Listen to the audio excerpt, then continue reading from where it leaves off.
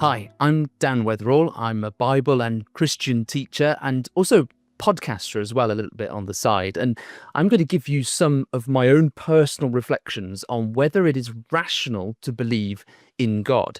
And I say personal reflections deliberately because this is a journey that I've been on. I've been considering the existence of God for myself for, well, probably my whole adult life. And you will be on your own journey of faith, or indeed, you may no longer have any faith at all. You may be skeptical. You may always have been skeptical about the existence of God, or your faith may feel like it's vanishing away. But whatever you currently think about God, I hope to leave you with something to ponder, something from my perspective that is thought-provoking. So you walk away from this video with several reasons why it might be rational to believe in God.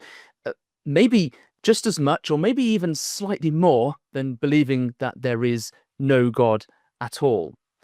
Now, I'm a millennial. It's 2025 now, and that means I'm approaching the end of my 30s. And that means I was coming of age around the turn of the millennium and the subsequent years. And that included a horrendous event that happened in history, a moment in world history that is known as 9/11, the terrorist attack on the World Trade Center in New York on 9/11 in the year 2001. I remember exactly where I was when I heard the news, and if you were old enough, you will undoubtedly remember it too. Now, this terrible event was driven by a really dangerous religious ideology, a form of Islamic extremism. And this and many other religious terrorist activities in cities around the world were partly a cause for giving rise to an anti-religious voice in society. It really did kickstart a period of outspoken anti-religious sentiment. And that included things like the best-selling book by Richard Dawkins, Professor Richard Dawkins, The God Delusion. In 2006, this book really laid into religion as a primitive idea in a almost mocking tone. And then a few years on, the British Humanists Association, they supported an ad campaign on the London buses. This was in 2009. There's probably no God. Now stop worrying and enjoy your life. A really anti-religion and pro-atheism stance, that ad there. And Richard Dawkins himself was there in front of it and personally supported it. There was a big push to remove religious worship from public life, from school assemblies, debates about the role of the Church of England, and so on. There were, figures like Sam Harris, Christopher Hitchens, and of course Dawkins himself. And through all of this period of time, the big message was that religion and belief in God was simply not rational. In fact, belief in the supernatural was considered to be dangerous because it could lead precisely to the sorts of tragedies as 9/11, where religious ideology had caused immeasurable harm. And at this moment in world history, just as I was in my formative years, science and progress and reason were held up as the solution over against superstition, faith, and religion. It became important for atheists to show that belief in God was irrational and primitive. But is that right? Is it rational to believe that there is no God, like the London bus campaign claimed? Now, I've been a Christian through this whole period, and I've read The God Delusion and other books like it. And I've spent, like I said, my whole adult life thinking deeply about this. And I'm going to share with you why I still believe that belief in God is actually rational and it is actually a sensible option. In this video, I don't aim to prove God's existence. Proof, in the sense of the word that we generally use it, isn't really a sensible expectation when we're considering this sort of metaphysical question. It's not really the objective. It's more about balance of probabilities. I don't really aim to convince you necessarily to agree with me, at least not in the first instance. My aim in this video is I want to show that the balance of probability wasn't really correctly shown on those London buses. They said there's probably no God. And actually, I think that's ignoring quite a lot of the evidence. I want to show that there are some sensible reasons to believe that a God does indeed exist. That theism, as opposed to atheism, should be a rational option on the table for consideration. So, the universe, where has it come from? That's the starting question. The universe, looking around us, it's full of things, full of cause and effect. Look around you right now. I look around myself in my office here. Everything that is here has come into existence. It has had a cause. There's a reason why things are here. I could pick up a pen. Here we go. There's a pen, a plastic pen. Nothing especially exciting about this. This pen has been caused. The plastic has come from the crude oil. The crude oil has been formed by the processes that formed it below the sea, from the microorganisms and whatever else that has formed the crude oil under intense pressure below the sea. And you can go back, whether it's from this pen or from anything else, you can sort of go back through the march of time, and you can go through a long history of cause and effect until you arrive at a moment of singularity, at the Big Bang, or whatever you want to call it, whatever you want to call the beginning of the universe, the start of all time and space. And the big question is, what caused the universe? Now, this is called the cosmological argument for the existence of God, and specifically the Kalam cosmological argument. If the universe began at that very moment, then you need a cause that's outside of the universe. You need something to have caused it, to have started it off. That's what it's all about. Everything that begins to exist has a cause, and the universe had a beginning. Therefore, the universe has a cause. Now, what are the options? What was it that caused the universe? Perhaps it was a previous universe. Perhaps there's a rolling program of collapsing and expanding universes. So as our universe expands and then will collapse in on itself, that will generate another universe that expands and then collapses. And perhaps that's been going on over and over. And we can look back to the beginning of our universe and see that this sort of thing has been happening for a long time. Perhaps that's what's happened. But let's examine that by thinking about this whole thing a little bit more abstractly. Everything in the universe is a contingent thing, a contingent being or thing. And that means it's reliant on something else to cause it to exist. It's not self-existing. You need a cause, something else, for a contingent being to be there. And everything that we look around us, like we said, like this pen, like anything else, is contingent. And so if you think of abstractly lots of contingent things, there's always something before it. There has to be. If it's contingent, there has to be something before it. And then you start thinking, well, okay, well, what was the first thing? It could not be contingent. What is the thing that was at the beginning? Something has to start it all off that has always been there. Something that is not reliant on anything else to cause it. Something that isn't contingent. Something that is self-existent. And so if you plug that in against the universes and think, or the universe, and think that there may have been many universes before, yeah, well, they may all have been contingent. So you go back to the next one and see what it was.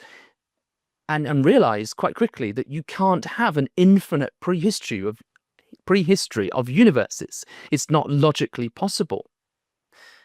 You can't have an infinite regress. That's what that's called. An infinite regress is not a logical possibility. So what is another option? What is the cause of the universe? Well, the only really other alternative is that there's something that's outside of time, space, and matter. That's the singularity. The moment of the universe beginning is when space-time and matter and everything came into existence in the Big Bang, or in whatever moment of formation that was. So you need something that's outside of that, outside of time, space, matter, something that has the energy or the power that can generate that.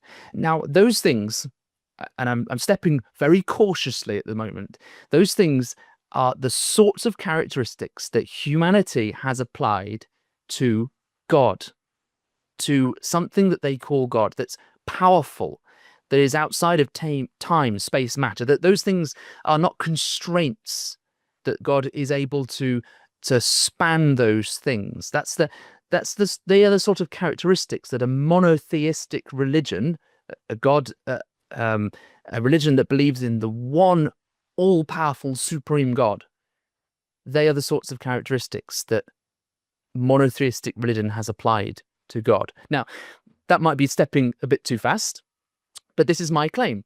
If we just think about the universe, think about everything in it, and what has caused it, well, what has caused it? And my claim is it's rational to believe that there is something that exists that is powerful enough to form a universe, and that thing is not a contingent being. It has to be something that is self-existent. I think it's rational to believe that. In fact, I think it's more rational to believe it than to believe that there definitely isn't something that caused the universe like that. And so, I haven't necessarily called that thing God yet, but that's kind of the category of God, isn't it?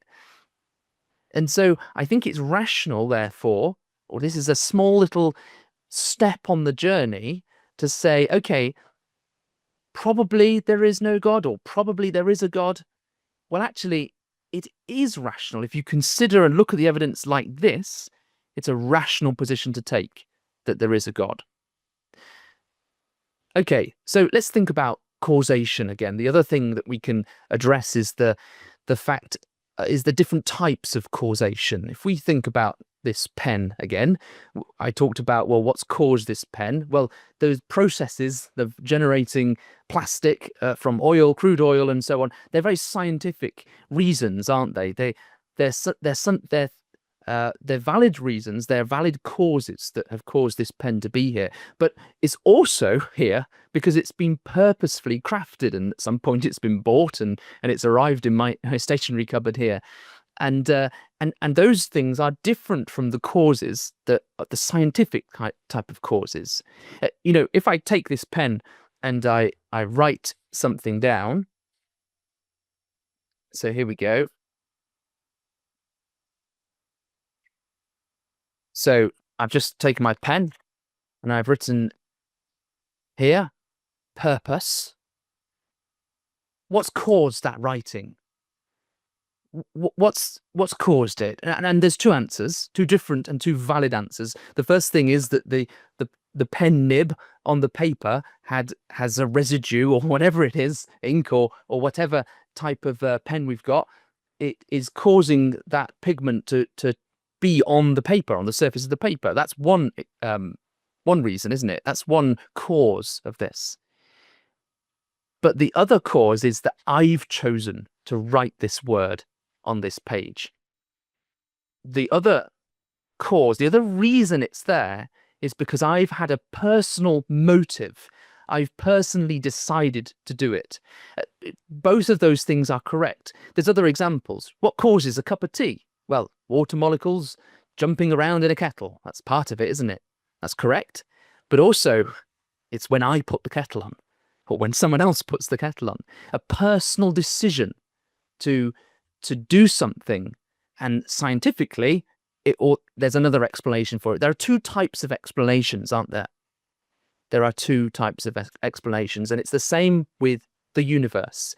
If all matter and space-time came into existence at the singularity, the very beginning of time, the beginning of the universe, what was the thing that caused the universe? What was it like? Is it a mechanical or a process of chemistry? Is it a scientific explanation? Well, if that's the beginning of all those things, it seems a little bit difficult to see how we can have a cause that is purely scientific or mechanical or chemical or those sorts of explanations. So does that mean then that the reason, the cause of this universe is the other type, a purposeful decision, a personal choice that began the existence of this universe with all its physical and chemical compositions and physical laws and all those things? To my mind, this is a big indication that the first cause of the universe is more likely than not to have been something personal. Not only something really powerful, but something that had purpose in mind, something that has a mind, or is indeed a mind capable of knowing and doing everything in the universe that we find ourselves in. And this is something I think this goes deeper, something that's deeper to think about. It's rational to believe that there's an all-powerful cause behind this universe.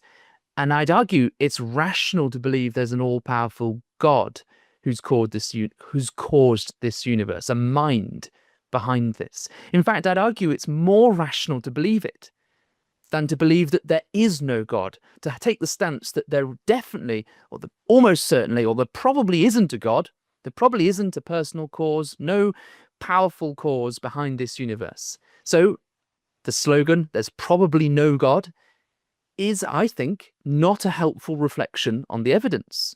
What do people believe?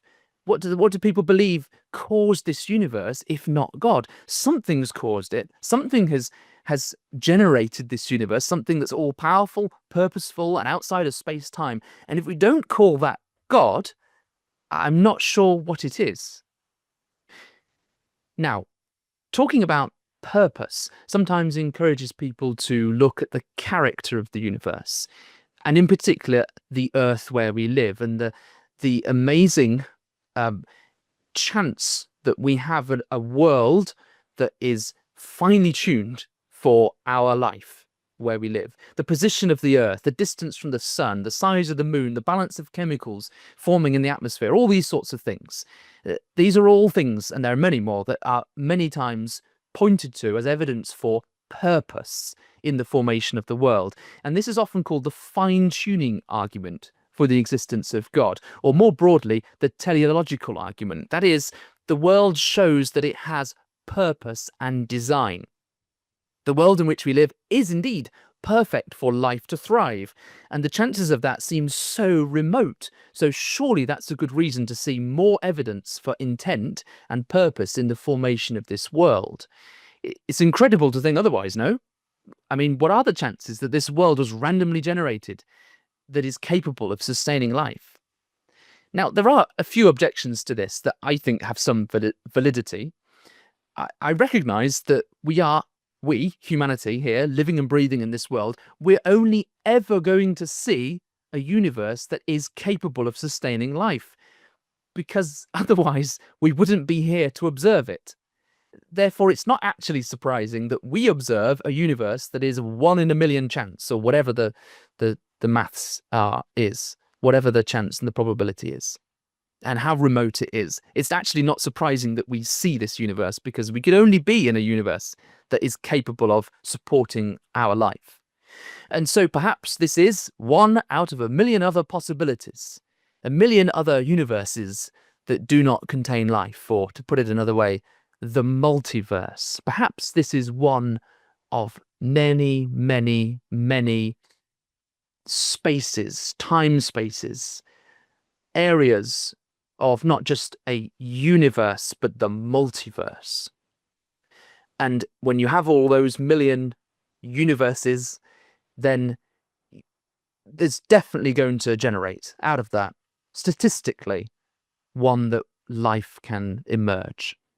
Now, this objection may seem reasonable, and indeed, I think it's actually quite a thoughtful point, and it does negate some of the power of the fine-tuning argument. I'm going to concede that. I think there's some validity to it.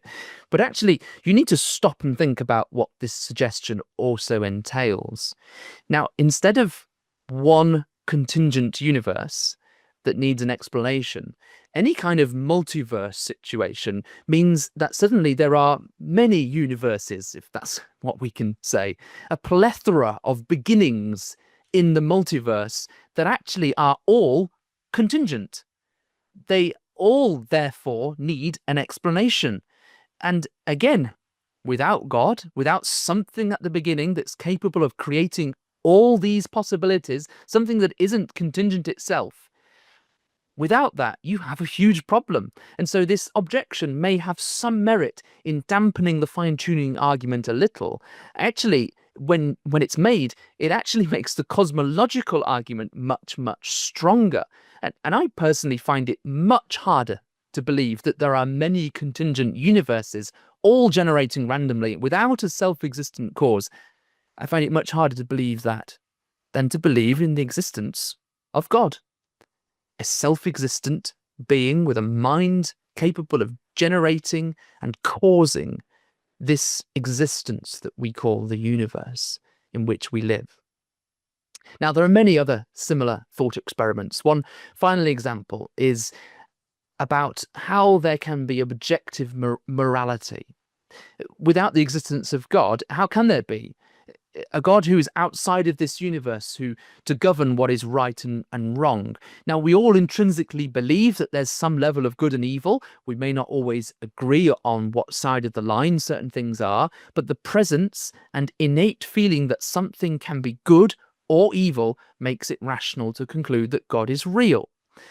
That's a really quick overview of the moral argument for the existence of God, and that of course needs a lot of unpacking in another time.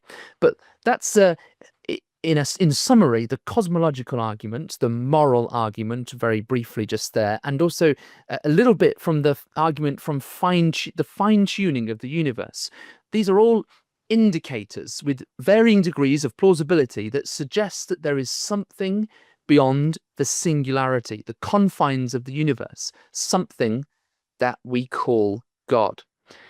Now, these arguments only give you a basis for concluding, I think, that it's rational to believe in God. They don't prove anything. Remember, that's not my objective. They make it more plausible. And they don't deal with all the follow-on questions. There are many legitimate and challenging questions that need thinking about carefully when it comes to God. Why is God kind of hidden if he's real? Why doesn't he make his existence beyond doubt to everyone? Why does he allow pain and suffering if he really is there? Which God is he? Why did he choose a particular people group at a particular point in time to reveal himself? Why does he want us to behave in a certain way? And many, many more. These are all really valid questions, and they all follow on from arriving at the conclusion that actually it is rational to believe that God exists. So if you've come this far, if you've got to this point and you think, actually, it is rational to believe that there is a God, I expect that these questions suddenly tumble out, and there'll be an avalanche of lots of different perplexing issues and questions that will need to be discussed slowly and methodically, and you'll need to think through lots of those things. None of those things should necessarily change the way of viewing the ultimate question of the universe and our existence and the fact that it's rational to believe that there is a God behind it. None of those questions should change that. But they're questions that suddenly arise and have to therefore be addressed. And I'm not going to answer all of these now. There are topics that this channel covers from time to time. I just want to think a little bit about how we might go about deciding that belief in God is not only rational, but is actually true. You see, we assess our beliefs based on evidence in front of us. We might all agree that belief in God or belief that there probably is no God are both rational choices based on the evidence. We no longer believe that there probably is no God, like the London bus claimed. There probably is no God is a skewed perspective. If we've got this far, we might think, okay, that it is rational. We can make a rational choice either way. Both choices could well be rational. And I hope that the arguments I've described show that there is a rational position to take that arrives at this the conclusion that there is a God, that God exists. So what are the sorts of things that would help us tip over the edge completely? What would help us shift the balance in probability to change it from thinking that it's rational to believe in God, but to think that actually God is true? To think that the balance of probability has shifted so much that actually I could say there probably is a God, and that actually I therefore want to find out more about him, if indeed there is something to find out. So just a final thought on this. If there really was a being who is the originator and the creator of everything, a God who is all powerful, the first cause, then I think it's reasonable to assume that he's going to be interested in his creation. It's reasonable to think that he would like to interact with his intelligent and moral beings that he's created, with the capacity even to have debates about his existence. And for me, the Bible and the evidence that something remarkable happened about 2,000 years ago, these are things that give me more evidence for believing that God really is not just rational, but actually true. Jesus, a man from history who taught so many profound things from the scriptures of the Hebrew Bible, the Old Testament, he lived and breathed and taught these things, and then he was crucified. He was taken and executed after a trial. But people claimed to have seen him alive again 3 days after. 3 days after he was crucified, people believed that they had seen him alive again, that he had been resurrected, raised from the dead. And it's the evidence that surrounds this moment in history, this perplexing event, that you can look at from both the Bible, the evidence within it, all the different sources within the Bible, and all the evidence of the Christian movement that suddenly emerged from a moment that suddenly emerged, and we need an explanation for that. What is it that just caused this huge explosion? What is it that caused people who had thought that the person they'd pinned their hopes on had been cruelly killed? What is it that caused those people to suddenly think, actually, this isn't a lost cause. This man is alive again. And there's all those questions point back to Jesus and the resurrection from the dead. And again, this is a topic that's discussed at length on this channel. But I just want to leave that with you, that those sorts of things, they are the next step. Believing that God is a rational position to take, that there is a God in this world, is only a certain level. Believing, looking at the universe and thinking, actually, there must be an explanation for it, and that thing must be, well, the sort of characteristic thing that we call God. That's one level. That's one step along the journey. How do we get to know if that's true? How do we say, yes, it absolutely is true? And that is by turning to what the claims have been made about Jesus in history. That Jesus went about saying that he was doing God's will and that God vindicated him by raising him from the dead. Now, you might like to turn up the Acts of the Apostles, chapter 17, and go and have a read of that in your own time. This is a moment, I'll just describe it to you, when Paul, the Apostle Paul, who's one of the very early Christian missionaries who went about the Roman Empire at the time, he arrives in Athens. Athens, the place where there was great learning and thought about intellectual matters. And he was there talking to those who discussed all these things in detail. He went to the Areopagus and was invited to explain himself, the message that he was teaching. And he spoke to them about all their different altars and idols and how that there was one that had the inscription on it, an unknown God, because they pondered about these things so much and they thought about all these different gods that there must be around here, and that there must also be probably an unknown God that we don't know about, and we better have an altar for this unknown God. And Paul takes the opportunity and says, let me talk to you about this God that you currently don't know. And he explains to him, he quotes their poets, he quotes Epimenides, he quotes the poets that say that think about God being that in him we live and move and have our being, that he is there, that we can reach after him and find him, that he's kind of hidden a little bit, but he's there, he's accessible, that we can sort of reach out and see this first cause, this great power that lies behind this universe, that the cause behind the universe, that the people from Athens and the Greek world, that they put their finger on, that they thought about, that they realized there must be something behind it, like we can do today when we think about this world in which we live. There must be something that lies at the root of it all. And this unknown God, Paul says, he has revealed himself.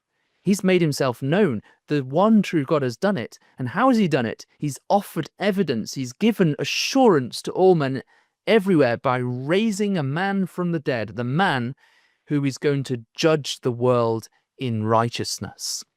And he's talking about Jesus. And when we start thinking about judgment, which is what Paul is saying, we might start thinking, oh, this is all terrible, isn't it? This is God prying in and interfering and putting his sort of goody two shoes perspective on us all. But actually, when you think about the word judgment, I want you to think about justice instead. He's going to judge the world in righteousness. That's effectively doing everything right. Justice, making sure there's equity and justice in the world. And that is the world in which the vast majority of people want. They want a world full of justice and righteousness, a world full of good. We all want that. And this is therefore good news for me and good news for you, that the man Jesus has been raised from the dead, and he is the man that can reveal to you the unknown God, that first cause, that powerful power and mind that lies behind everything, the God in him we move and have our being, and yet we have not yet able to search and find him. Well, we can. This is what I think tips the balance in favor. There probably is a God. It is rational to believe there is a God. And actually, I think it's rational to believe that the God of the Bible is the God. And this is, in a nutshell, why I believe in God, why I believe it's rational, and also why I believe that God is not only a rational hypothesis, but actually that he's true. And beyond this, this is a little indication of where I think true peace of mind is, where true hope can be found. And it's in Jesus. It's in his message of justice and of hope and of righteousness for this world, for personal renewal, but also renewal of the whole world. I hope this has been a useful exercise for you if you've made it this far. And I encourage you to check out other videos on the Gospel Online channel to explore similar topics as you continue this faith journey of yours. And also check out other Christadelphian channels and podcasts, or Christadelphian churches near you, like in the UK where I am, or all around the world, wherever you are. There's often Christadelphian churches with Bible classes, reading groups, and different events on that can help you to learn more about God and his Son, Jesus. So thank you very much for listening. God bless and goodbye.